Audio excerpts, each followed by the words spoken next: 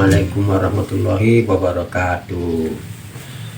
Anak-anak Ustadz, santri santriwati, madrasah Parabe dimanapun berada, kita ketemu lagi dalam program pelajaran ilmu balaghah.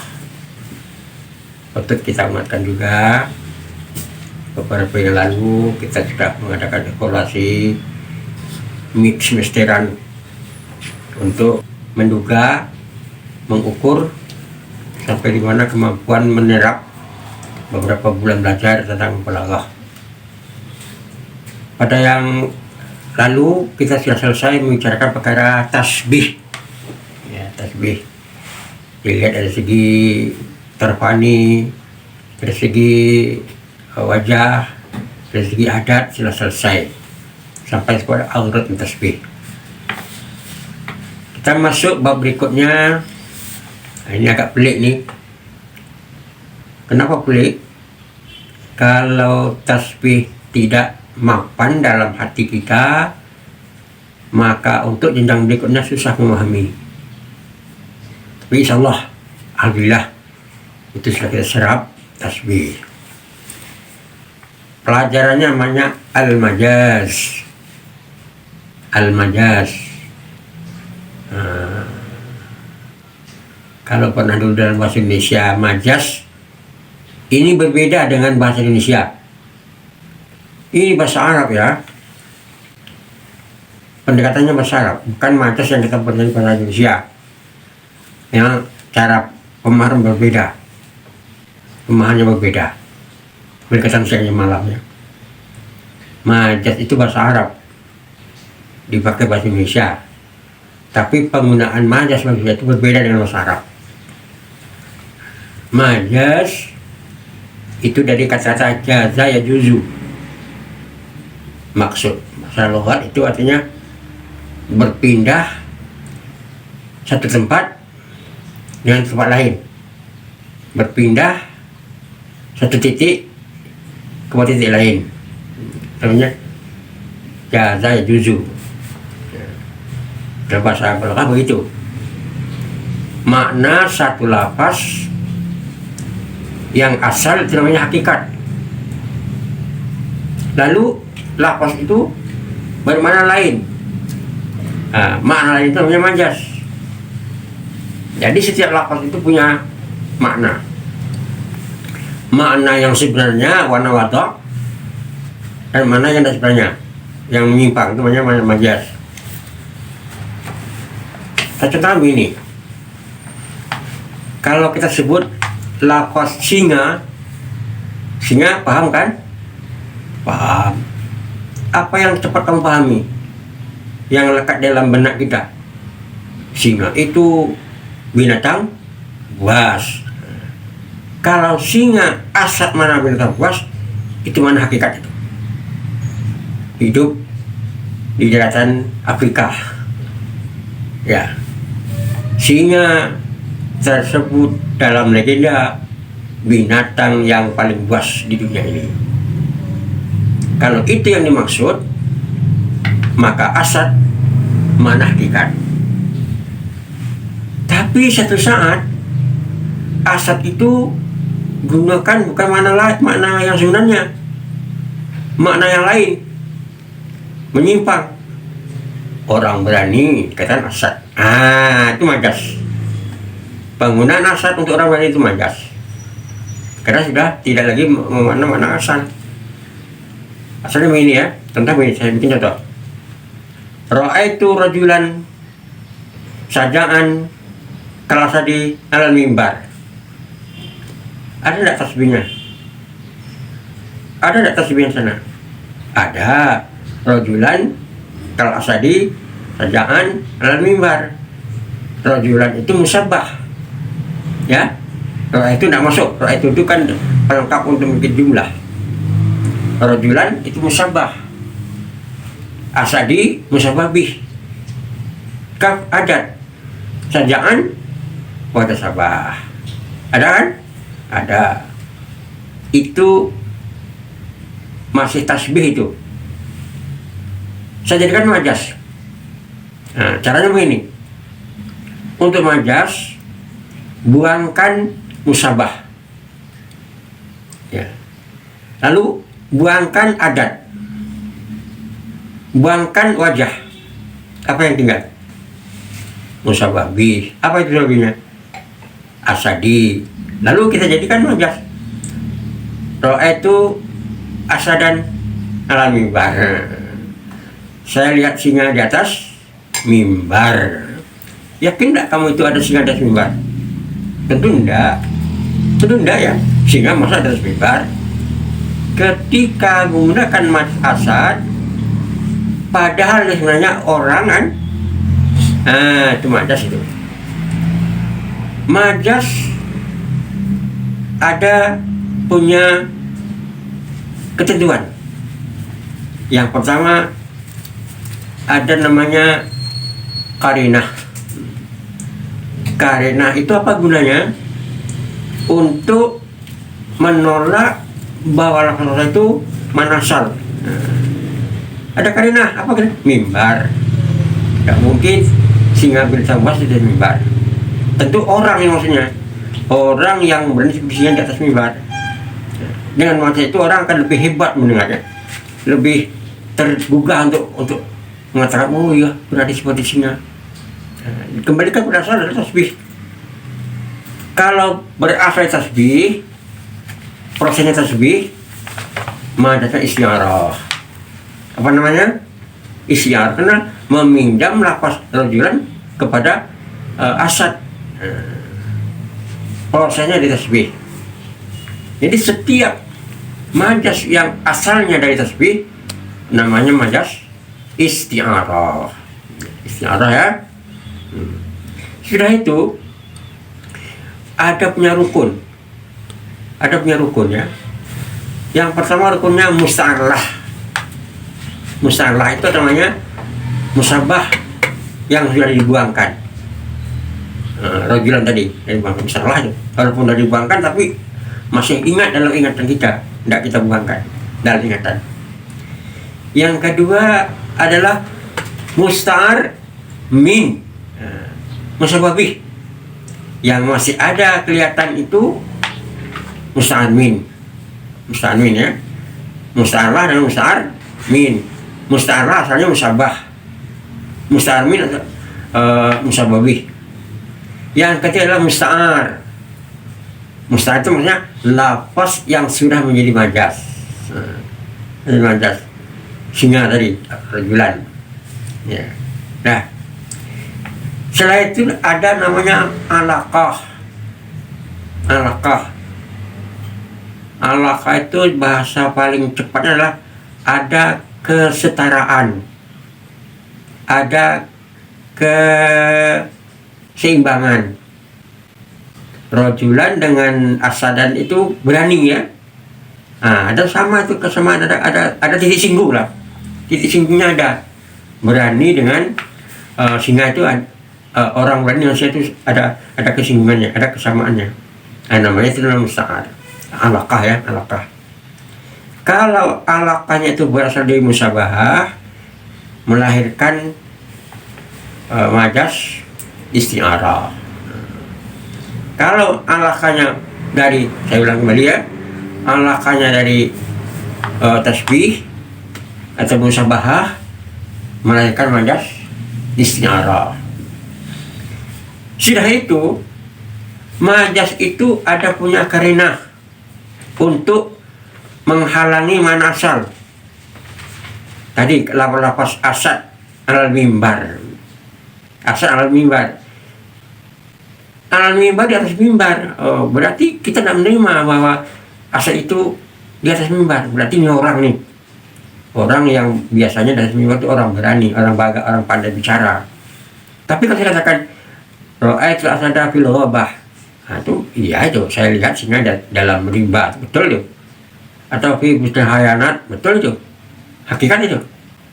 Sepanjang dia ada penghalang untuk mana asal, kita harus memalingkan mana yang sebenarnya, mana yang tidak sebenarnya.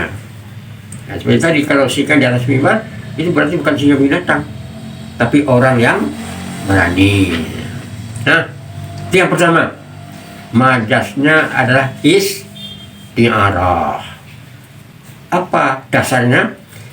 Dasarnya adalah dari tasbih, buang musabah, buang adat, buang wajah, yang tinggal musabah bi, namanya musta'ar min.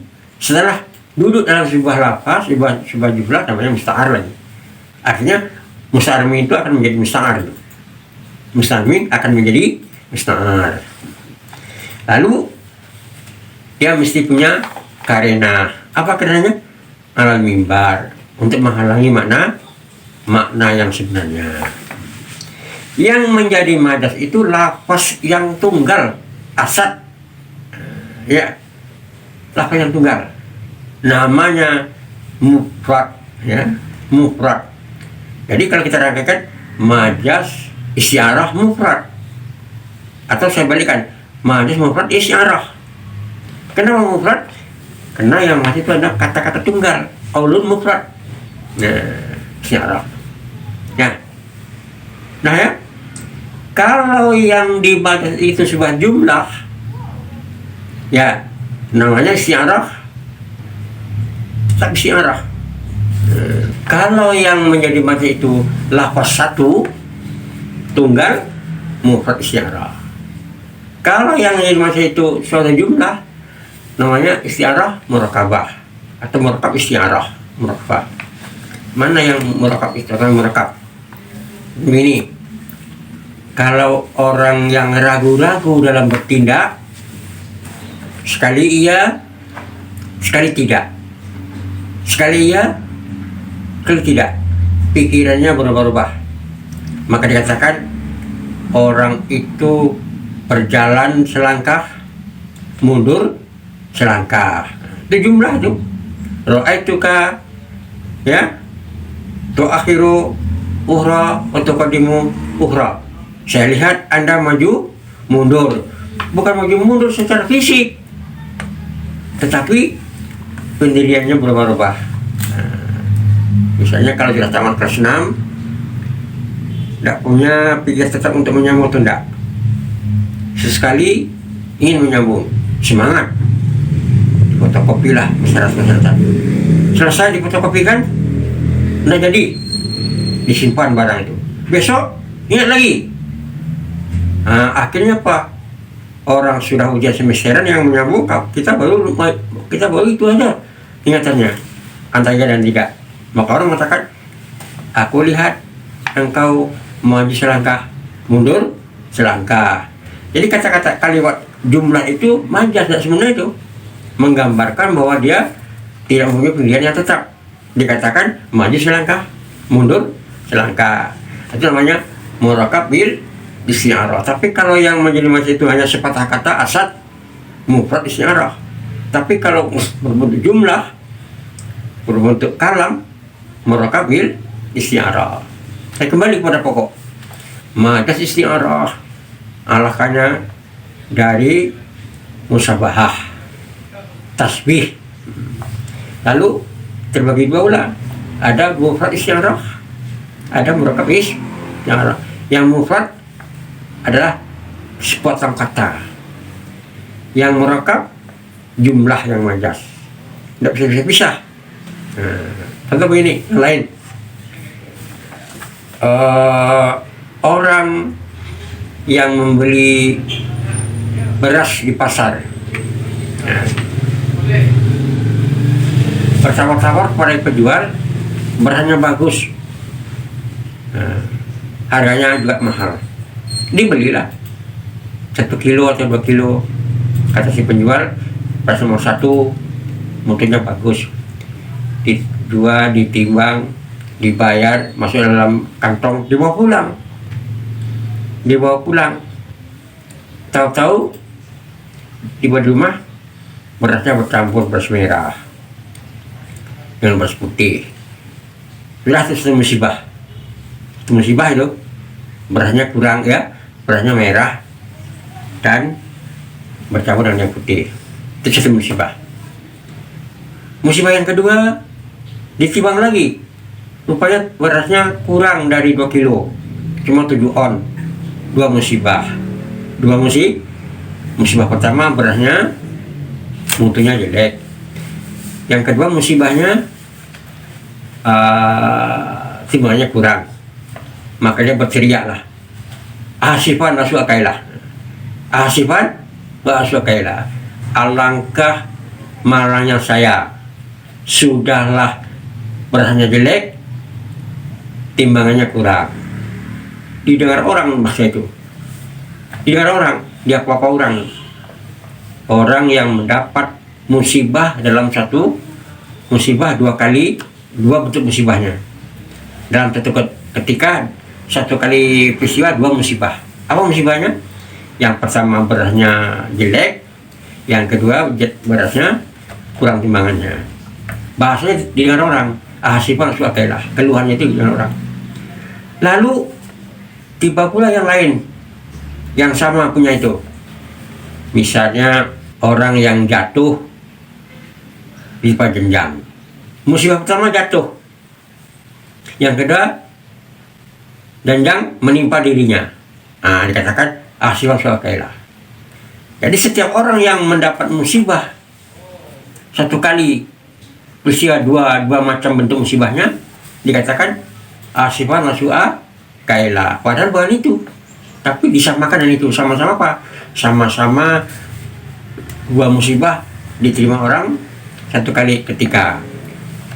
Sudahlah rumahnya kebakar, harta benda habis, ahsifan wa su'akailah. 1 kalimat itu dijadikan untuk bermacam-macam musibah. Sama dengan pepatah Indonesia, orang Melayu mengatakan lah jatuh ditimpuk jenjang. Padahal bukan itu. Mungkin istrinya meninggal, anaknya lari.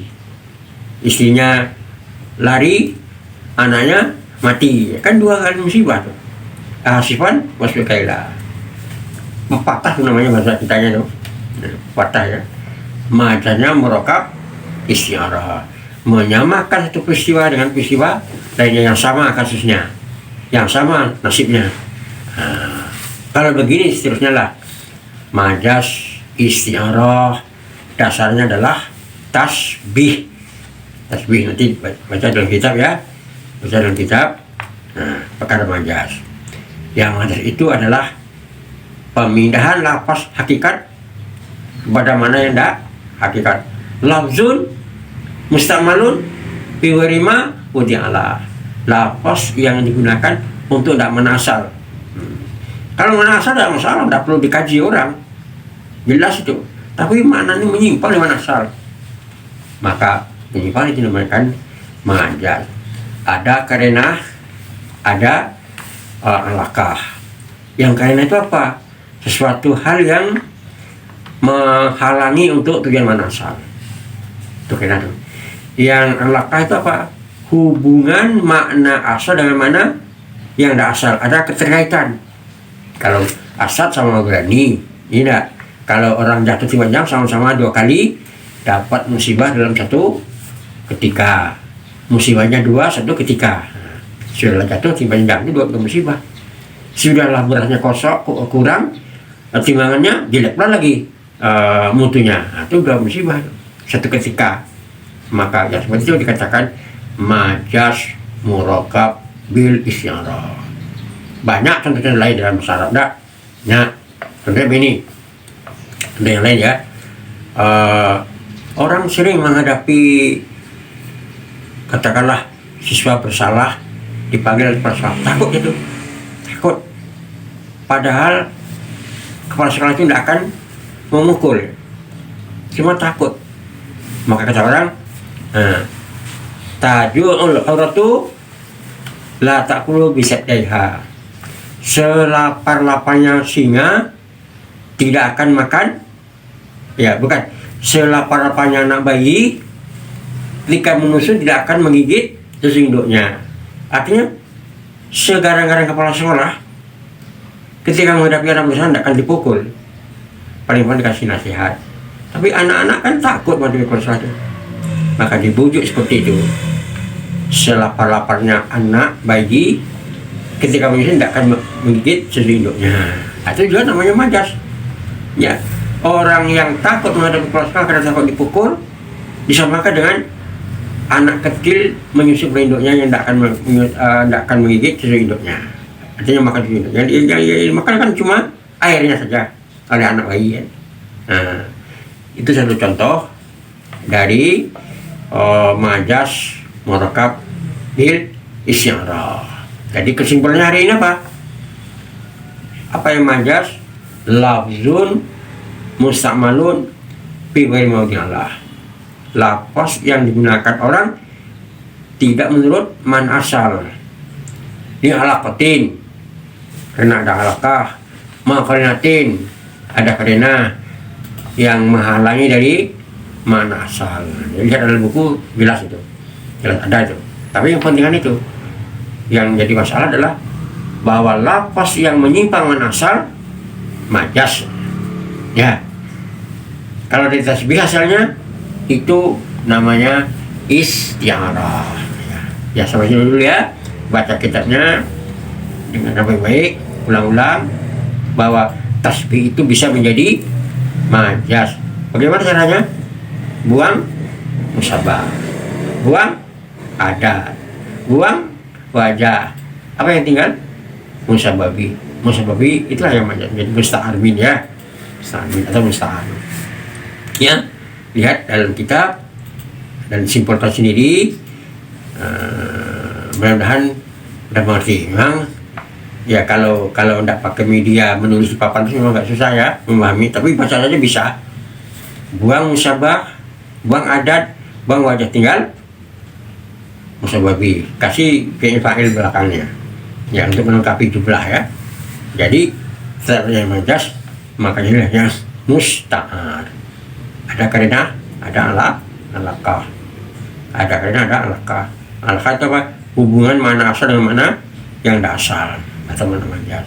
Karena suatu hal yang menghalangi mana asalnya. Dah, nanti kita aja dulu. Nanti kita sambung majas berikutnya. Sekarang baru selesai istiarah ya. Assalamualaikum warahmatullahi wabarakatuh.